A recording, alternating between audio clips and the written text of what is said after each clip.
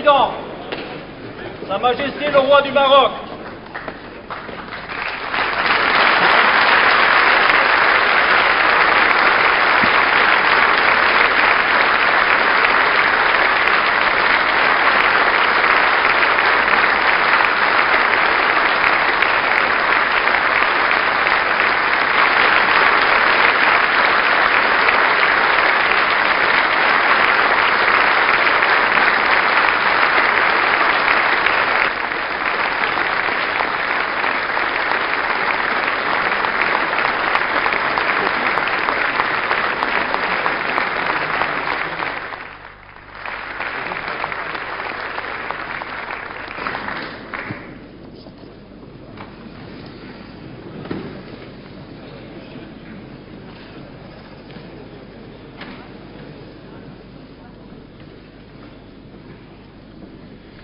En recevant le roi du Maroc à l'occasion de sa visite d'État, notre Assemblée se réjouit d'accueillir le souverain d'un pays dont l'amitié pour la France ne s'est jamais démentie, malgré les inévitables vicissitudes d'un long destin commun, d'un pays aussi jeune et entreprenant qu'il est chargé d'histoire, d'un pays tout entier tendu vers la paix, le progrès et la modernité.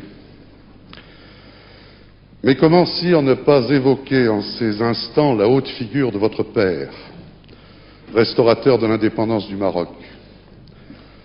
Comment ne pas penser avec émotion à ce grand roi qui aimait la France, qui n'avait jamais douté de son relèvement et qui n'imaginait pas que nos deux pays puissent se passer l'un de l'autre? Comment ne pas nous souvenir de ce sultan qui, dès le 3 septembre 1939, avait invité les Marocains à combattre à nos côtés, qui, tout au long de la Deuxième Guerre mondiale, se refusa à tout contact avec les autorités ennemies, de ce compagnon de la libération dont il fut si naturel et légitime qu'il assista le 18 juin 1945 aux côtés du général de Gaulle, honneur insigne, au défilé célébrant la victoire. Et comment, dès lors, ne pas dire à nouveau, 51 ans après, dans cet hémicycle et devant vous, notre respect, notre reconnaissance pour ces magnifiques soldats marocains qui s'illustrèrent dans les Flandres, à Cassino, sur le Garigliano, en France, sans jamais ménager leur peine ni reculer devant les sacrifices, pour nous aider à reconquérir notre liberté.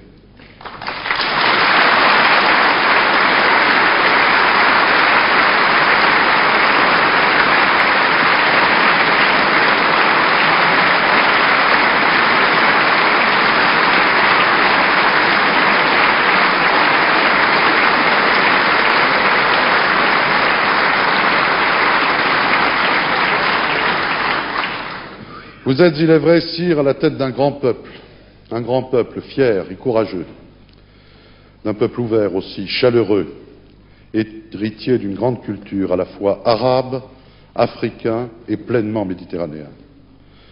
Dans une comparaison imagée qui vous fut souvent empruntée, vous avez dit un jour que le Maroc ressemblait à un arbre dont les racines nourricières plongent profondément dans la terre d'Afrique et qui respire grâce à son feuillage bruissant au vent de l'Europe. On ne saurait oublier en effet que la province romaine de Mauritanie-Tingitane a été créée à peu près au même moment que les provinces romaines des Gaules, ou encore que deux brillantes dynasties, celle des Almoravides puis celle des Almohades, régnèrent de part et d'autre du détroit de Gibraltar, liant étroitement l'Europe du Sud et l'Afrique du Nord, rayonnant depuis Cordoue à qui nous devons une bonne part de l'humanisme moderne et de ce qu'on appellerait bientôt les Lumières. Voilà qui faisait déjà du Maroc un véritable trait d'union, vocation à laquelle il n'a jamais renoncé et qu'il entend plus que jamais assumer. Voilà aussi qui aura contribué à inspirer au Maroc cette conception d'un islam serein et tolérant, ouvert aux progrès techniques et scientifiques, comme en porte témoignage parmi tant d'autres réalisations la grande mosquée de Casablanca. Cette conception est aujourd'hui servie, sire, par l'influence considérable qui est la vôtre dans l'ensemble du monde islamique. Ce n'est pas par hasard que vous présidez l'organisation de la conférence islamique et le comité Al-Quds. Le sens de l'histoire et de la mémoire qui est votre marque, la volonté de modernité que vous savez allier au respect des traditions qui font l'âme d'un peuple, donnent à vos initiatives et à vos propos une autorité singulière. C'est dire que tout ce qui touche à votre démarche est important, important non seulement pour votre pays, mais aussi pour l'ensemble des riverains de la Méditerranée. Voilà d'ailleurs qui ne manque pas d'inspirer aux quelques 700 000 Marocains qui vivent en France une attitude souvent citée en exemple et fort bénéfique. Ces Marocains de France nous apportent le témoignage des progrès que ne cesse d'accomplir le Maroc dans le domaine économique, au prix d'efforts méritoires. Le développement est en effet l'une de vos priorités, en même temps que la construction d'un État de droit. Vous avez inspiré un courageux plan d'adaptation riche de promesses sur le plan économique, y compris pour nos relations bilatérales. Vous avez encouragé par ailleurs une politique allant dans le sens de la promotion des libertés publiques. Liberté de la presse, liberté d'association et de réunion, multipartisme peuvent ainsi être vérifiés par tous vos visiteurs. La Constitution adoptée par référendum en septembre 1992 renforce les pouvoirs de votre Parlement avec lequel nous nous félicitons d'être unis par les liens les plus étroits, tandis qu'un Conseil constitutionnel règle désormais les rapports entre pouvoirs publics. La création d'une deuxième chambre, à la faveur de la nouvelle consultation que vous avez annoncée lors de la récente fête du trône, devrait mettre un terme définitif aux discussions relatives au mode de recrutement de la Chambre des députés. La France, vous le savez, conformément aux attentes de sa propre opinion publique, continuera d'applaudir à de telles initiatives. Il n'est guère étonnant qu'adhérant à de mêmes prémices, nos deux pays parviennent à s'entendre sur les dossiers les plus délicats. Et c'est bien pourquoi le président de la République n'a pas hésité, lors de sa visite officielle au Maroc en juillet 1995, à parler d'une relation placée sous le signe de l'exception. Nous apprécions à sa juste valeur l'action menée par le Maroc en faveur de la stabilité de la région et le rôle de médiateur qu'il joue depuis plusieurs décennies. Actions et rôles qui ont trouvé leur consécration dans les retentissants succès de la diplomatie marocaine de ces dernières années. Conférence des accords du GATT à Marrakech, sommet économique de Casablanca, sommet de l'organisation de la conférence islamique. Nos deux pays sont également conscients de la nécessité de promouvoir un rapprochement de l'ensemble des peuples qui bordent notre mer commune. Le Maroc, qui a participé activement à la conférence de Barcelone, entend occuper une place à sa mesure dans ce nouvel espace qui devrait aboutir à l'horizon de l'an 2010 à la création d'une zone de libre-échange euro-méditerranéenne. L'accord d'association conclu le 10 novembre dernier avec le soutien empressé de la France est particulièrement prometteur à cet égard. Oui, le Maroc et la France ont bien vocation à œuvrer ensemble à l'avènement de cette zone de paix, de stabilité, de prospérité et de coopération. L'action résolue du Maroc en faveur du processus de paix au Proche-Orient, votre implication personnelle si courageuse, sont d'ailleurs une contribution majeure à ce grand et noble objectif. La relance de la construction du Maghreb au sein de l'Union du Maghreb arabe sera, à n'en pas douter, une autre de ces contributions, car le succès du partenariat euro-maghrébin passe aussi par un essor des relations politiques et commerciales entre les trois principaux États du Maghreb, que tout doit inciter à la bonne entente. Sire, à l'orée du XXIe siècle, en mesurant, vous et nous, le rôle que jouent nos nations, la France dans l'Europe comme le Maroc au Maghreb, en Afrique et dans l'ensemble du monde arabe, nous désignons ici nos responsabilités particulières. Elles sont immenses si nous voulons qu'une véritable communauté se renforce et s'affirme de part et d'autre de la Méditerranée. Nous devons donc plus que jamais resserrer nos liens. Dans l'histoire de nos relations, de nos convergences et de nos actions communes, votre visite en France est ainsi promise à un grand retentissement. Nous nous réjouissons que vous ayez choisi que votre passage à l'Assemblée nationale en soit un temps fort, car ce que vous avez à dire sera entendu au-delà de cet hémicycle et des frontières même de nos deux pays. Aurais-je assez dit, sire, combien vous êtes ici le bienvenu. Vous avez la parole.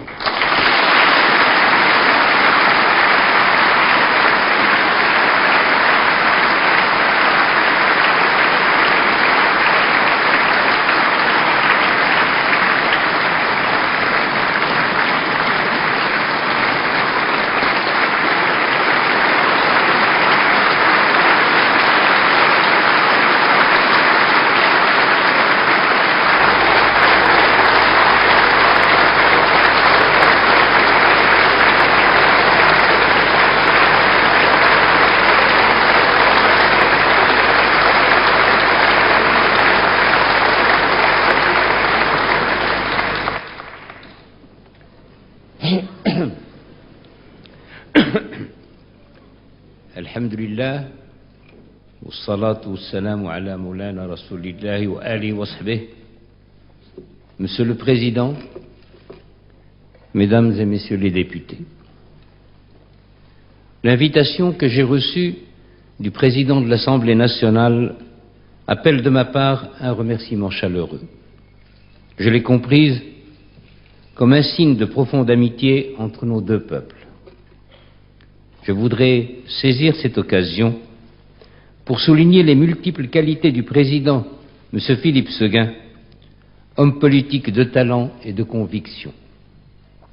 Personnalité éprise de justice et d'équité. Le président Séguin est également un humaniste avéré à la sensibilité méditerranéenne, affirmée et active. Nous y sommes très attentifs, Monsieur le Président. Vous savez nous parler et nous toucher. Vous savez aussi nous écouter et nous comprendre. Cette proximité est un don que vous avez su mettre avec générosité et chaleur au service de nos deux pays. De part et d'autre de la Méditerranée, la France et le Maroc aspirent avec passion et œuvrent avec acharnement à ce que notre monde, si amèrement désolé par le fracas des armes et par la crise économique, trouve la paix, la justice et le progrès.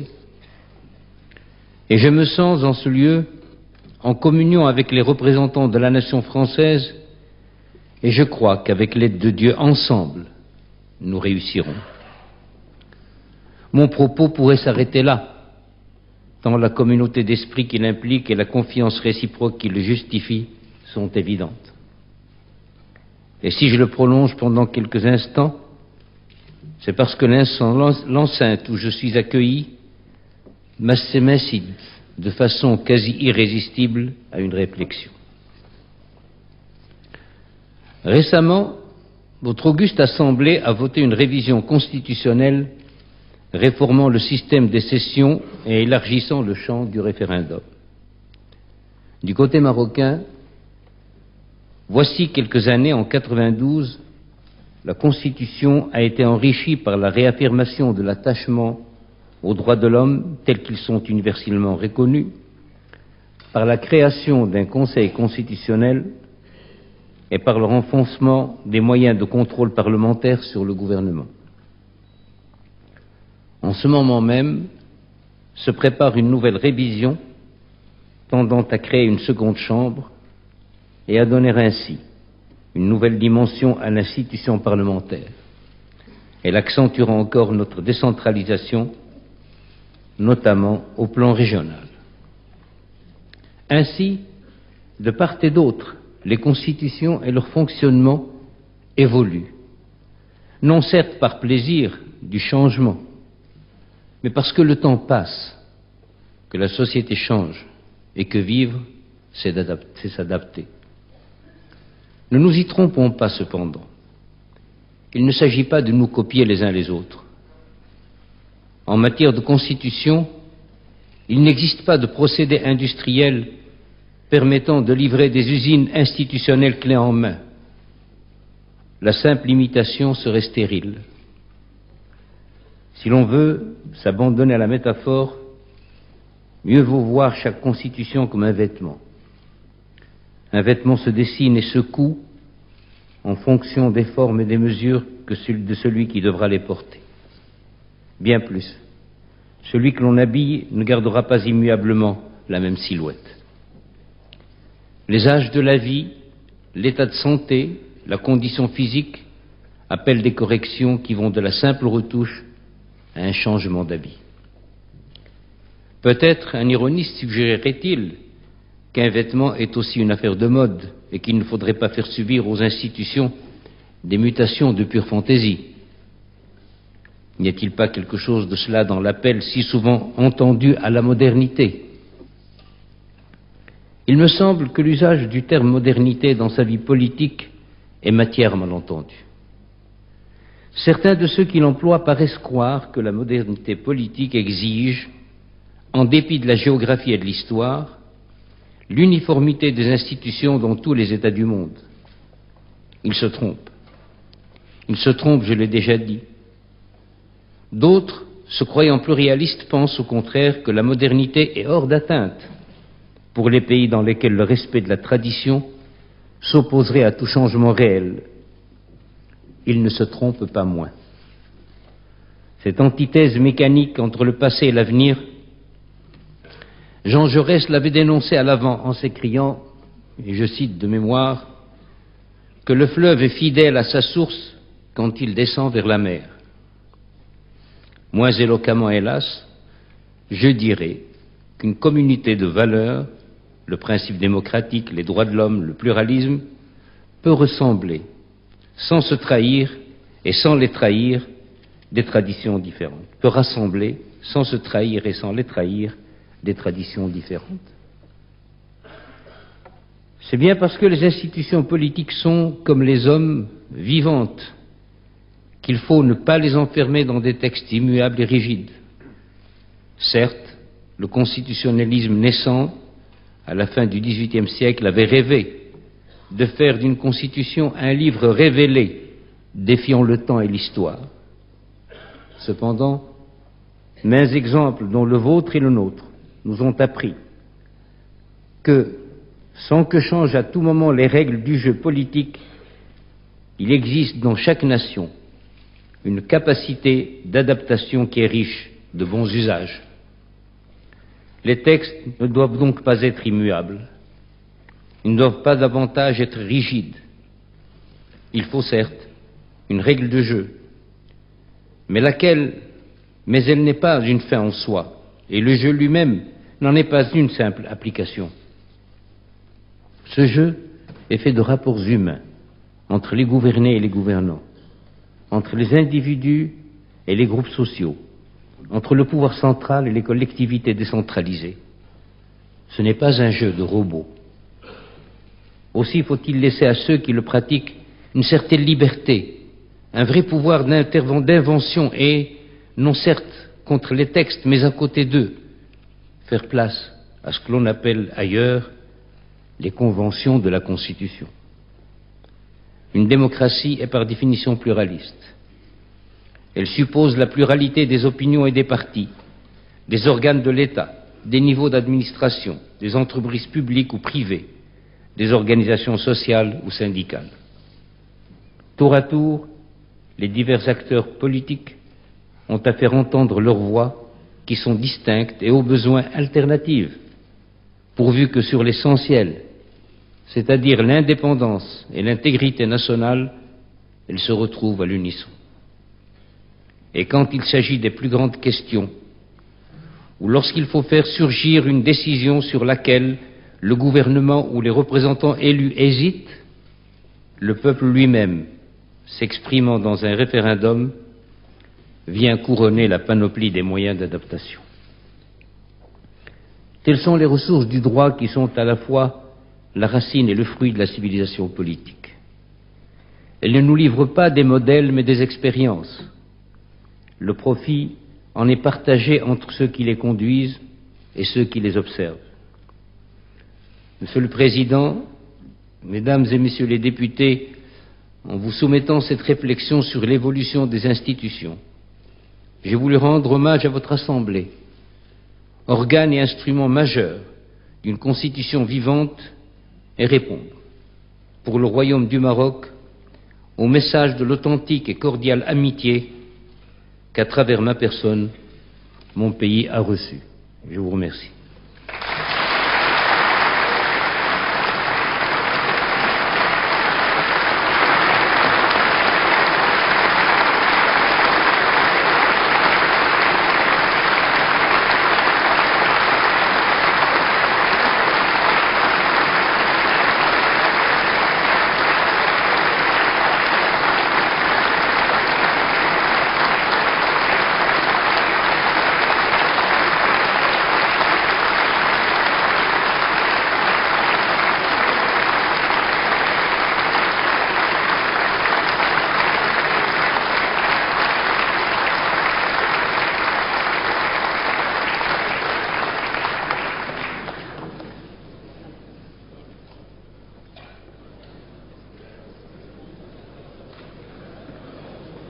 C'est pour ça que je suis terminé.